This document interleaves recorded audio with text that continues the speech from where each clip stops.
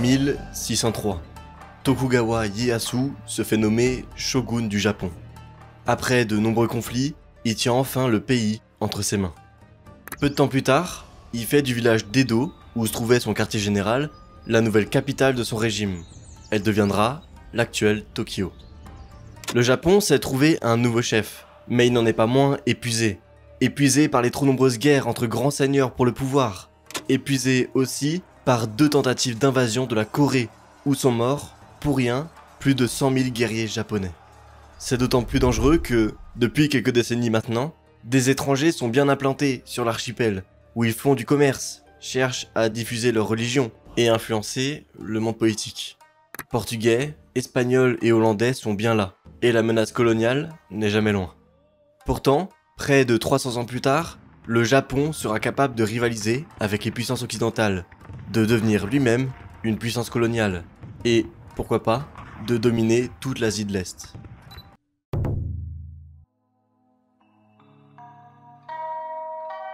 Avec la mise en place de ce nouveau et dernier shogunat, le Japon entre en 1603 dans une nouvelle ère, l'époque Edo.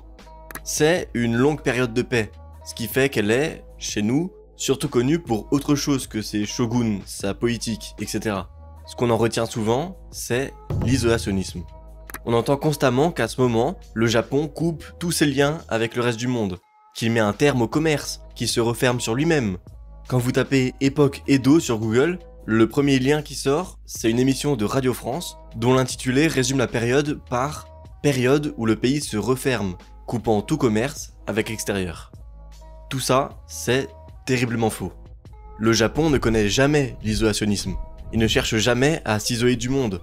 En fait, le problème à la base de tout ce quiproquo, c'est surtout les relations avec les Européens.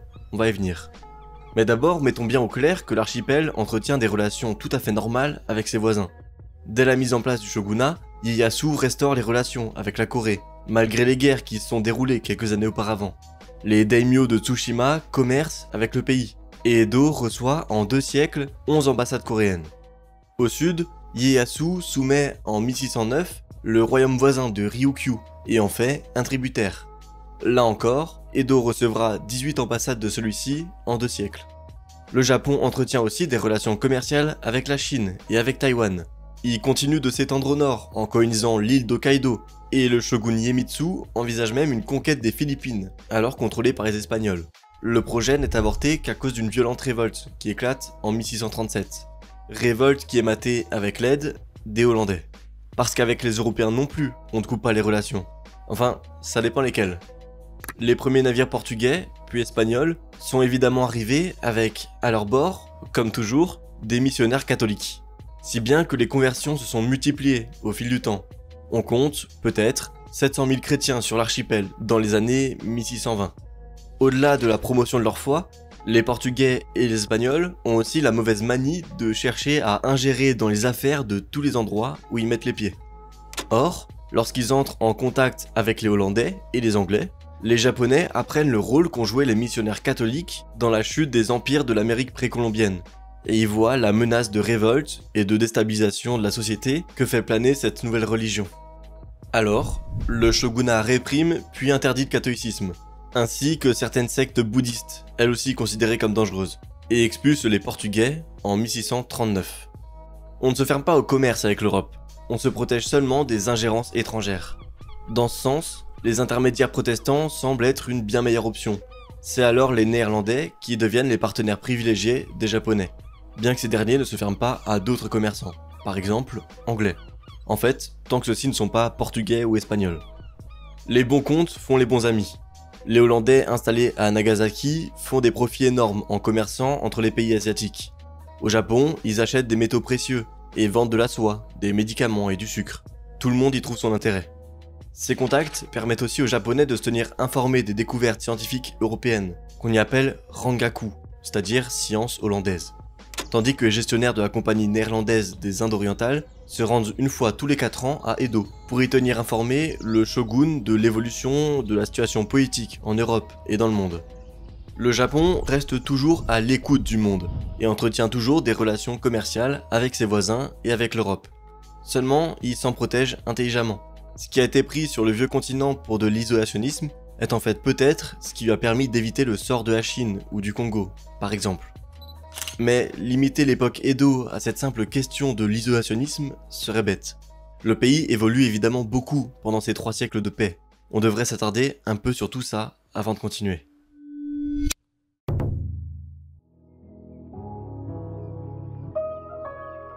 L'époque Edo, probablement grâce à la longue paix qu'elle installe, permet une explosion de la population. Elle passe de 12 millions d'âmes en 1600 à plus de 26 millions en 1721. Elle s'accompagne d'un boom économique. Les surfaces cultivables augmentent de 30% et la productivité agricole de 50%. Les propriétaires terriens, eux, payent 50% d'impôts sur leurs récoltes. Ces impôts sont payés en riz, qui sert de monnaie pour la plupart des achats quotidiens. Les métaux précieux ne sont nécessaires qu'aux daimyo et aux shoguns, qui entreprennent de grands travaux. Malgré tout, le pays s'urbanise grandement. Au XVIIe siècle, Edo est la plus grande ville du monde, du haut de ses 1 100 000 habitants. Au XVIIIe siècle, c'est près de 12% de la population japonaise qui vit en ville. Le phénomène accompagne bien sûr le développement du commerce et la naissance de richissimes familles marchandes. Certaines d'entre elles sont très puissantes et indispensables au shogunat. Mais malgré tout, l'activité commerciale reste mal vue, comme dans la pensée grecque antique. Cette bourgeoisie ne peut pas accéder au monde politique et au statut qu'occupe l'aristocratie qui, elle, détient les domaines agricoles. C'est évidemment le shogun qui est au sommet de la société. Ces institutions administrent directement les provinces les plus riches de l'archipel, les mines, d'où on tire les métaux précieux, et les grandes villes commerciales, comme Nagasaki et Osaka.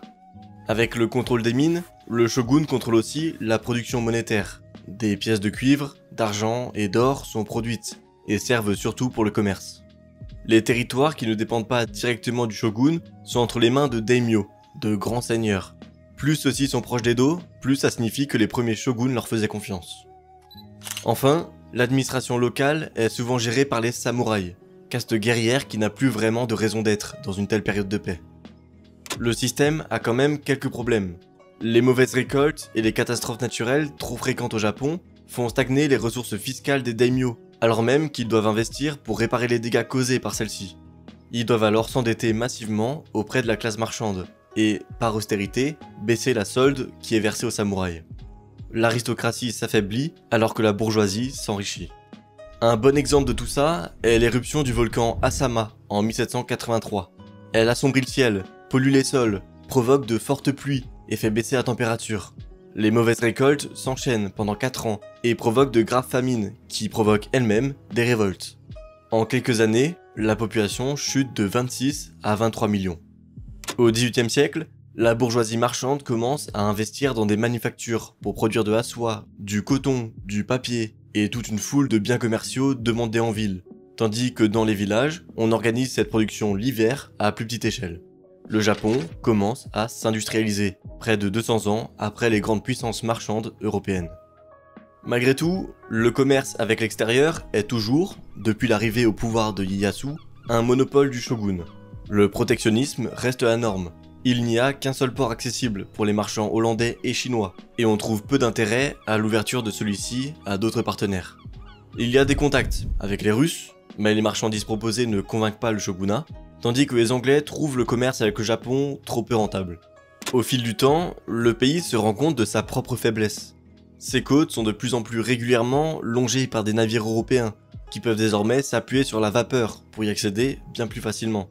Et on apprend le sort de la Chine, ouverte de force au commerce suite aux guerres de opium. Pour éviter que cela ne lui arrive, le shogun entreprend de grands travaux pour fortifier ses côtes, et fait le choix de repousser tous les navires étrangers qui s'approchent trop près du pays, en dehors de ceux autorisés à commercer à Nagasaki. C'est embêtant pour les Européens qui, au-delà du potentiel commercial, se privent là d'une escale pratique sur les routes maritimes asiatiques. Les Anglais envisagent dans les années 1840 à impressionner militairement les Japonais pour les forcer à ouvrir leurs côtes. C'est ce qu'on appelle la diplomatie à la canonnière. Mais le projet n'aboutit pas. Finalement, ce sont d'autres anglo-saxons qui vont s'en charger.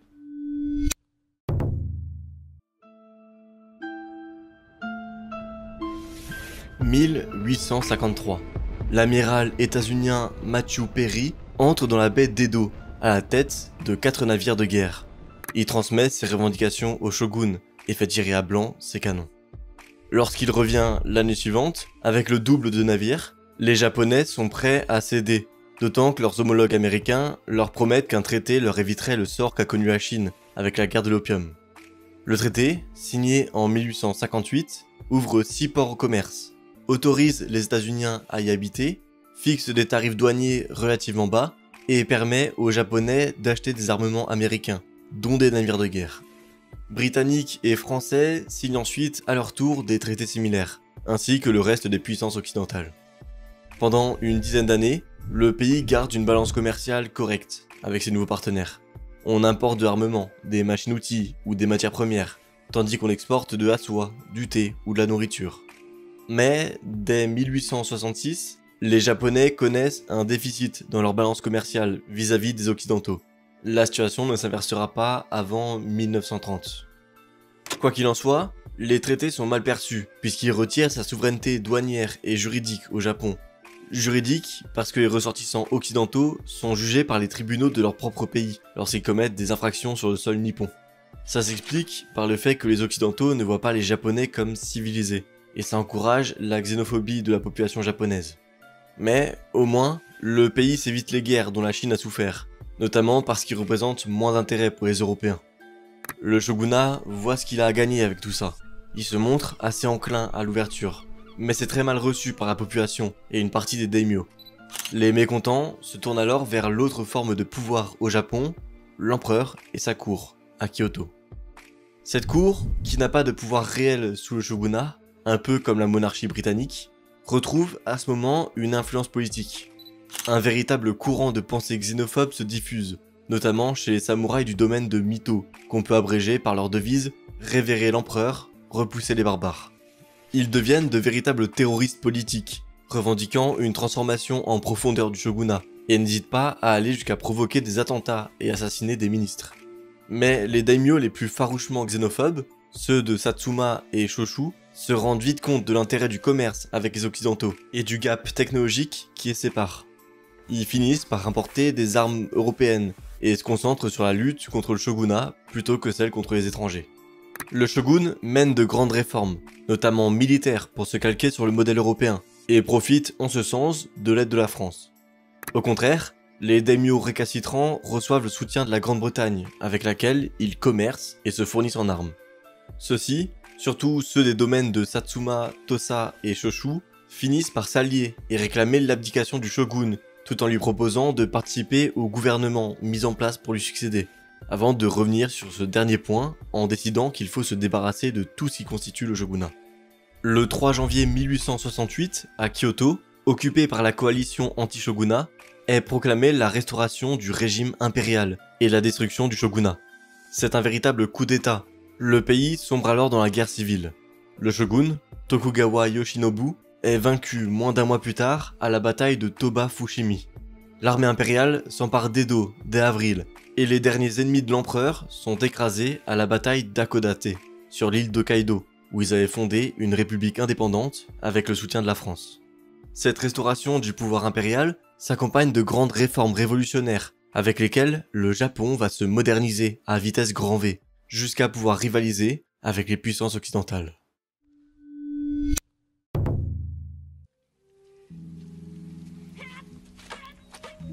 Le nouveau régime est, au départ, assez fragile. Il marche sur des œufs. Malgré tout, ça n'empêche pas de mener les réformes nécessaires avec, en premier lieu, l'abolition des classes héréditaires. Tous ceux qui n'appartiennent pas à la noblesse deviennent des gens du commun. Ils reçoivent un nom, privilège auparavant réservé aux samouraïs, ont désormais le droit de changer de métier, de se marier avec des gens issus d'autres classes, et d'acheter des terres. Celle-ci a un objectif très simple, permettre la centralisation du pays et la modernisation de l'armée. On abroge les fiefs. Les daimyo doivent céder ceux-ci au nouvel état qui les transforme en départements, en échange de quoi les anciens seigneurs touchent une rente annuelle, tandis que l'état prend à sa charge leurs anciennes dettes et le salaire de leurs samouraïs. Les différentes armées locales sont supprimées, et l'empereur en crée une au service de l'état. C'est une armée de conscription, comme en Europe, avec un service militaire obligatoire. Elle est bientôt calquée sur le modèle prussien, et des officiers allemands se rendent sur l'archipel pour y prodiguer leurs enseignements. Cette armée rend complètement inutiles les samouraïs, d'autant que leur salaire coûte cher à l'État. Dès 1873, on leur interdit le port du sabre, réservé aux fonctionnaires, soldats et policiers de l'État, et on ponctionne un impôt sur leur solde. Dans le sud-ouest du pays, ils tentent de se révolter face à ce déclassement social, mais la nouvelle armée du régime n'a pas de mal à les balayer. Du côté de la marine, c'est le modèle britannique qui est imité. On nomme un instructeur anglais à la tête de l'Académie navale impériale dès 1873, on envoie les futurs officiers étudier en Grande-Bretagne, et on passe des commandes de navires au chantier naval anglais. Le nouveau régime s'attire largement le soutien des Occidentaux. Il envoie d'ailleurs la moitié du gouvernement en voyage en Europe et en Amérique pendant 2 ans, en 1871. Voyage qui influencera les réformes futures. Avec l'accord de ces puissances étrangères, l'empereur envoie une expédition militaire à Taïwan en 1874, force la Corée à s'ouvrir au commerce en 1876 et annexe le royaume de Ryukyu en 1879. Pour le modèle politique, c'est aussi l'Occident qui est pris comme exemple. En 1889, l'empereur promulgue une constitution. Elle a été travaillée pendant des années avec l'aide d'experts allemands en droit constitutionnel. L'empereur garde une place très importante à la tête de l'État et de l'armée. Il est secondé par un parlement composé de 2 chambres, une dont les membres sont héréditaires et une dont ils sont élus via un suffrage censitaire. À ce moment, c'est à peine 1% de la population qui peut voter. Enfin, il reste à réformer l'économie. L'industrialisation est un passage obligé pour faire jeu égal avec l'Occident. Les commerçants et hommes d'affaires japonais n'ont pas le capital suffisant pour adopter les techniques européennes. Alors, c'est l'État qui réalise les premiers investissements. Il paye le salaire d'experts étrangers, finance la formation d'étudiants japonais en Europe, planifie l'acquisition de nouvelles technologies, construit des lignes de chemin de fer et crée des entreprises. Les premières d'entre elles, chantiers navals, mines de charbon et usines textiles, calquées sur le modèle européen, sont privatisées dès les années 1880. L'industrie textile est un bon exemple de la réussite de cette industrialisation. Le nombre de machines à tisser au Japon passe de 77 000 en 1887 à 970 000 en 1891. Le Japon entre pour de bon dans la cour des grands, et il entend bien le faire savoir en Asie, d'autant qu'il faut impressionner les Occidentaux pour pouvoir renégocier les traités inégaux qui avaient été imposés au shogunat 30 ans plus tôt. Ça commence par une guerre contre la Chine. Profitant d'une mésentente au sujet de la Corée, où les 2 pays ont une forte influence, l'empereur mobilise 250 000 hommes qui écrasent sans mal l'armée chinoise. La débâcle est aussi totale contre une marine japonaise modernisée. La Chine signe la paix après moins d'1 an de conflit. Elle doit reconnaître l'indépendance de la Corée, verser des indemnités de guerre et céder plusieurs îles, Taïwan et la péninsule de Liaodong. Toutefois, Français, Russes et Allemands mettent un veto sur cette dernière condition. Le Japon ne récupérera pas la péninsule. Conscient qu'il ne peut toujours pas ignorer les grandes puissances européennes, le Japon investit toutes les indemnités reçues de la Chine dans un vaste programme d'armement. Aussi, le pays se rapproche de la Grande-Bretagne, la seule puissance qui n'a pas cherché à entraver son expansion en Chine. En 1902, on signe un traité d'alliance. Les 2 parties s'engagent à rester neutres si l'autre entre en guerre en Asie, et à s'entraider militairement si l'un des 2 se fait attaquer par 2 puissances ou plus. Pour la première fois, le Japon se place comme un égal d'une puissance occidentale, et il va vite prouver que ce n'est pas sans raison.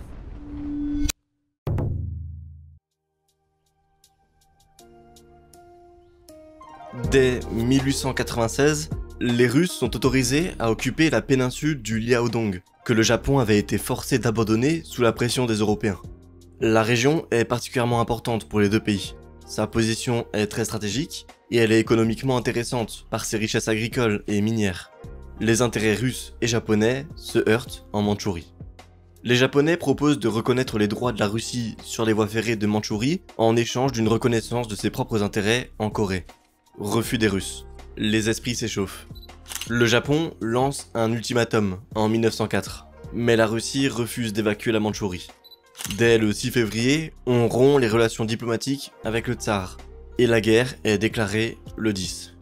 Rapidement, les Japonais attaquent Port Arthur, où la flotte russe est stationnée. Celle-ci est détruite, et la ville tombe après un long siège. L'armée russe est repoussée plus au nord.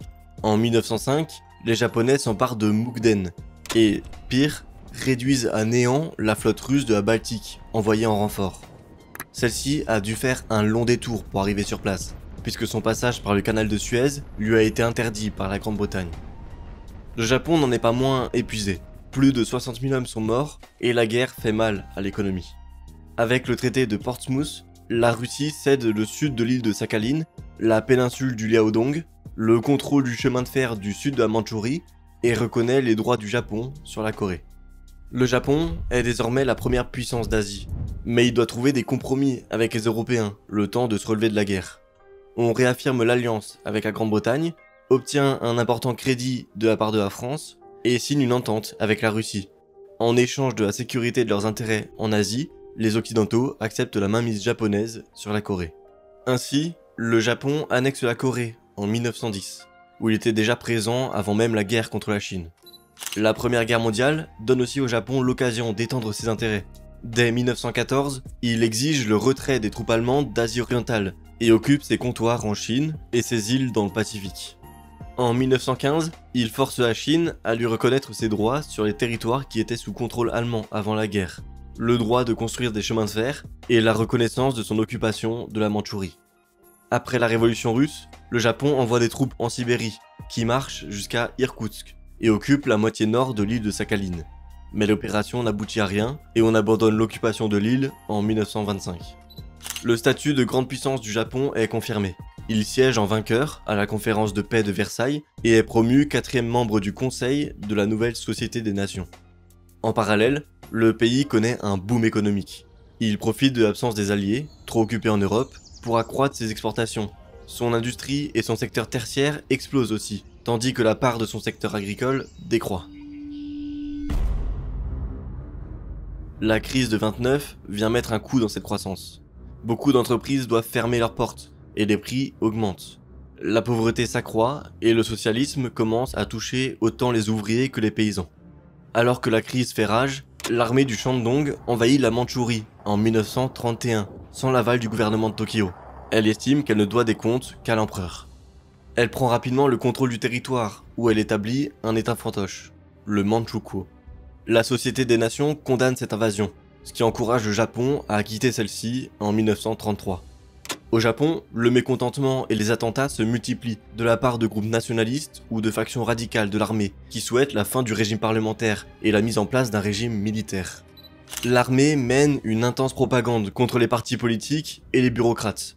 La population rejette de plus en plus le parlementarisme. Mais le régime tient, difficilement, jusqu'en 1937, date à laquelle la politique extérieure va finalement mener à l'abandon du parlementarisme. C'est la guerre contre la Chine.